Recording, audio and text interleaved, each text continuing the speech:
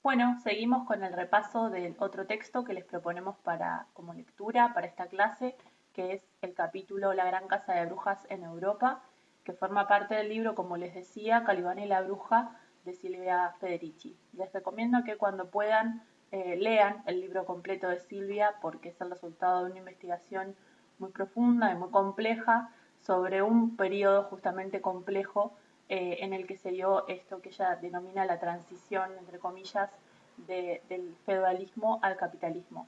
Igual antes de comenzar con el repaso de este texto, me gustaría hacerles como una breve aclaración, porque Silvia Federici es una de las referentas del feminismo, no solamente en términos teóricos, sino también en términos militantes o activistas. Ella en la década del 70 integró un movimiento que se llamaba el Movimiento por el Salario del Trabajo Doméstico, digamos, en una demanda hacia el Estado para que las tareas de cuidado que están naturalizadas como trabajo no pago sean remuneradas. Entonces, la investigación que realiza Silvia respecto de la Casa de Brujas conecta con también este movimiento para pensar o para encontrar las raíces de en qué momento naturalizamos que todas las tareas de cuidados sean realizadas solo por las mujeres y que no tengan ningún tipo de remuneración. Eh, la investigación sobre la Casa de Brujas indaga sobre esos antecedentes. Así que bueno, si les parece, vamos a comenzar con el repaso del libro, del capítulo, perdón. Eh, Se van a encontrar con un texto que además de lo escrito tiene una gran cantidad de imágenes y de grabados que son también parte de la investigación y parte de la recuperación de documentos que realiza Silvia para esta investigación que comienza con esto, ¿no? Con la pregunta de qué rol ocuparon las mujeres en la transición del feudalismo al capitalismo. ¿Y por qué esto de las comillas, no? Porque ella lo que señala, al igual de lo que veíamos con Barbero, ¿no? Respecto de la resistencia de las culturas populares, esta transición no fue un proceso pacífico que se haya dado de forma natural, orgánica, sino que la implantación del sistema capitalista, este pasaje de una forma de economía de subsistencia al sistema capitalista, fue posible gracias a la violenta represión de las comunidades de campesinos y en particular de las mujeres a través de la caza de brujas. Cuando hablamos de caza de brujas tenemos que, digamos, para definirlo concretamente, tenemos que pensar en un proceso que duró más o menos 2 siglos, entre los siglos XV y XVII, en el que cientos de miles de mujeres fueron acusadas, torturadas y asesinadas bajo la acusación de brujería eh, asociada, ¿no?, con el pacto con el demonio, que después vamos a ver cómo se materializaba, digamos, en qué crímenes los inquisidores veían la adoración al demonio o la acusación de brujería. Otra cosa que también es importante tener en cuenta cuando lean el texto es que tiene unas citas al pie larguísimas en las que también ella, justamente como es una investigación muy compleja y muy eh, profunda en la que hay como una recuperación de documentos muy grande, todos esos detalles se encuentran en esas citas al pie, así que no dejen de leerlas porque ahí se van a encontrar también con una ampliación de sobre todo de todas las hipótesis que Silvia plantea respecto de lo que representó la Casa de Brujas. El capítulo comienza, también acá encontramos un punto en común con Barbero, ¿no? Porque Barbero también un poco criticaba la forma en la que se había estudiado la resistencia de las culturas populares en este periodo. Bueno, Silvia también critica la forma en la que los historiadores eh, dejaron pasar o no consideraron o no ponderaron lo que representó el asesinato de estas cientos de miles de mujeres a lo largo de 2 siglos en distintos países de Europa, prácticamente con el mismo procedimiento. Eh, Ella lo que dice es que la mayor parte de los historiadores, hombres en su mayoría, desacreditaban la voz de las víctimas por considerarlas enfermas mentales. Entonces, ¿qué pasaba? De esta forma se minimizaba lo que significaba toda esta persecución y que obviamente no solamente ocurrió en Europa, sino que también fue trasladada a los territorios que luego fueron colonizados. Entonces pasó a considerarse como parte de la superstición, como un momento de la historia del mundo que no recibió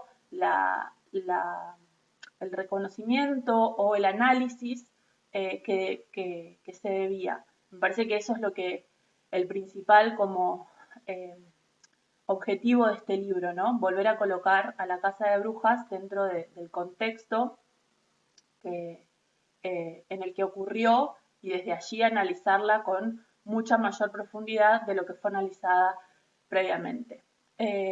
Yo lo que hice en esta presentación fue tratar de resumir un poco el capítulo, es bastante largo y la información está como por ahí un poco dispersa porque ya va trabajando distintos ejes, pero bueno, lo que hice acá fue como ir recopilando las distintas partes del capítulo para responder a estas preguntas. Primero, que es parte fundamental del análisis, en qué periodo histórico se desarrolla la Casa de Brujas. Entonces, acá nos encontramos con varios aspectos. Primero, una cuestión para señalizarla, digamos, en unos siglos en particular, que como decíamos son entre los siglos XV y los siglos XVII, cuando se da esta transformación, este pasaje de la economía de subsistencia, ligada al trabajo con la tierra, a el comienzo del desarrollo del capitalismo y, como decíamos, la migración de las comunidades a la ciudad y el comienzo del trabajo en las fábricas y en los talleres.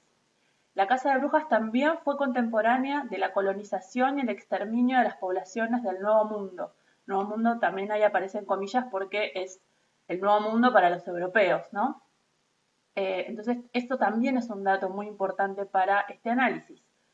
Y al mismo tiempo también contemporánea del comienzo de la trata de esclavos, que como saben implicó esto, ¿no? El traslado de poblaciones enteras, en particular de África, a las colonias americanas para el trabajo forzado, más que nada en las plantaciones y en las minas de donde se extraían los recursos naturales que luego eran enviados a Europa.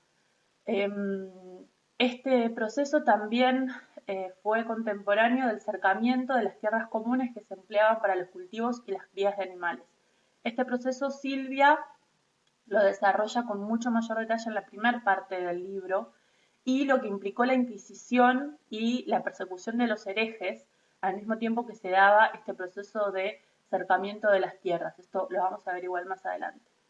Y también fue un proceso, un periodo histórico marcado por muchísima pobreza y muchísimo hambre por el aumento de los precios y de los impuestos que debían pagar quienes cultivaban la tierra a los señores feudales dueños de esas tierras. Y además también fue un periodo en el que se promulgaron muchas leyes que prohibían que haya vagabundos, mendigos, migrantes, gente que viva de la asistencia o de la caridad.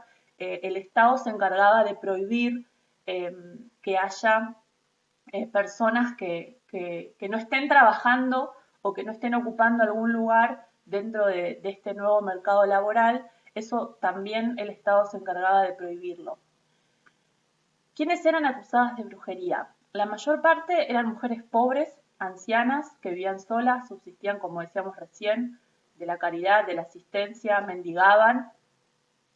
Muchas de ellas tenían conocimiento sobre plantas curativas, pociones y ocupaban lugares en sus comunidades como curanderas o como parteras.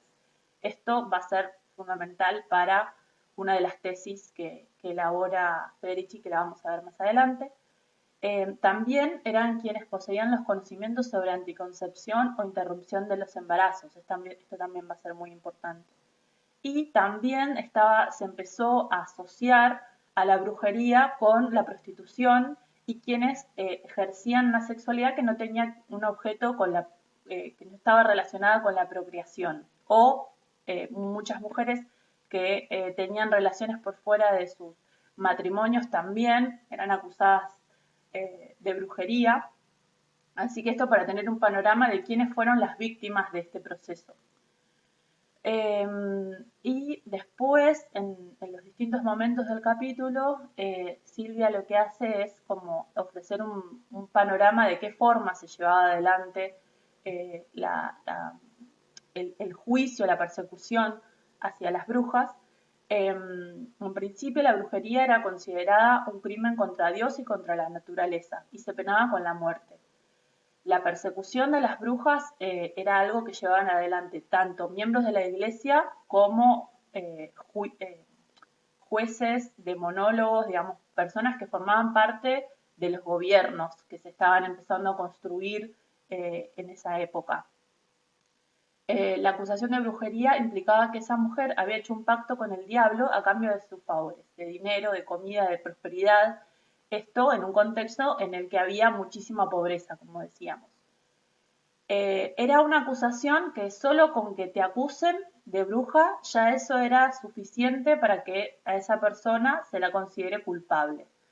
Entonces no había como mucho margen, no podemos pensar en una instancia de juicio como la que conocemos hoy, en el que alguien que es acusado de un crimen tiene la posibilidad de defenderse. No, acá si te acusaban de bruja es porque era así y no había otra posibilidad, con el agravante de que quienes acusaban a las brujas eran en la mayor parte de los casos los dueños de las tierras donde habitaban esas mujeres, o miembros de la iglesia. Una vez capturadas, las mujeres eran torturadas. En el libro hay varios grabados en el que se detallan, digamos, cuáles eran las torturas, que realmente eran muy severas. Y a partir de esa tortura se obligaba a las mujeres a confesar, ¿no? Digamos, algo que tampoco había mucho margen. Y luego se realizaban los juicios de forma pública para que todo el mundo conociera cuáles eran esos crímenes, conociera de qué forma se le había torturado y viera de qué forma se le ejecutaba. Con lo cual había como también una intencionalidad de generar miedo y pánico dentro de la población con respecto a la posibilidad de que haya una bruja en el pueblo. Y en este punto en particular, la imprenta, que recordemos estaba empezando a desarrollarse en Europa en ese periodo, a fines del siglo XV, una de las primeras tareas que empieza a cumplir justamente la imprenta es la impresión, valga la redundancia, de un montón de panfletos en los que se alertaba a la población de los peligros que suponían las brujas, se describían los juicios, se detallaban las torturas, se establecían perfiles, muchas veces había hombres que se dedicaban a ir por los pueblos con los nombres de las supuestas acusadas. Entonces nos encontramos con que ahí, digamos, la posibilidad de imprimir esa información y hacerla circular, que era algo que, una novedad para ese momento, jugó un papel importante dentro de la casa de brujas. Como les decía, quienes llevaban adelante los juicios eran los juristas, los magistrados, los demonólogos, que eran las personas que se encargaban como de describir cuáles eran los crímenes que llevaban adelante estas mujeres, y quienes elaboraron todos estos documentos que se empezaban a distribuir por las distintas zonas de Europa.